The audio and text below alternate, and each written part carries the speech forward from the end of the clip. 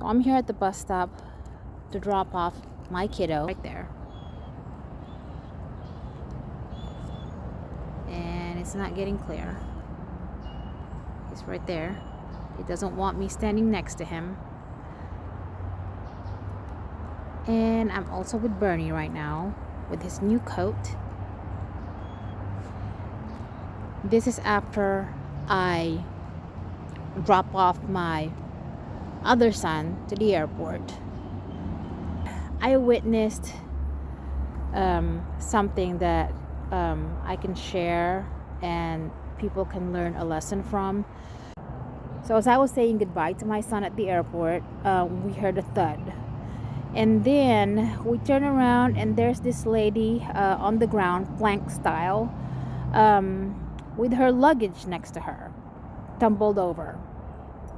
So my instinct was to run and help her, but her husband was on her side, and he sat her up right away, which is also probably an instinct on his side too.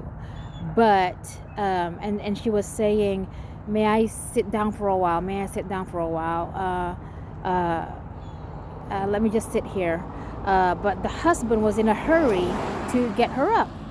So I was just asking, how do you feel? What hit the ground first? What hurts? And she was saying all this while the husband was assisting her up. And then they started walking. So she was holding onto my hand, and I was walking with them while I was asking her. She said she has a headache and she's feeling a little dizzy. And I was asking, do you want a wheelchair? And she said yes, but the husband was ushering her towards the entrance. So I asked, is she traveling by herself or with somebody? And she said she was traveling by herself. So I was like, wait a minute, it doesn't feel safe for you to be traveling by yourself while you're dizzy and you hit your chin. She said she hit her chin on the ground and her knee. Well, not in the order, knee first and then chin. And then she said she had a headache, feeling dizzy. So in general, if because in my mind, when she said she hit her chin, her neck was hyperextended.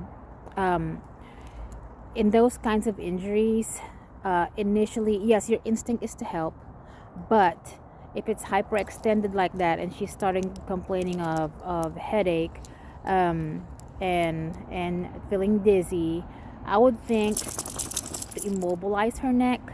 But since the husband was already getting her up and she was already sitting up when we got to her, we couldn't get to her quick enough because it was like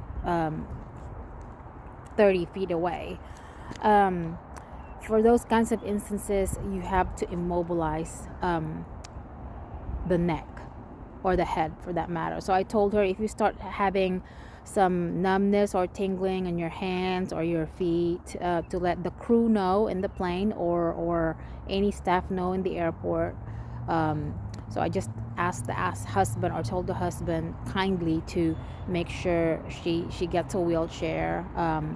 But yeah, he was in a hurry to get her in and checked in. So I felt bad for the little lady. She was a senior, probably in her late 60s. But yeah, it's something to be shared. I hope that lady's okay.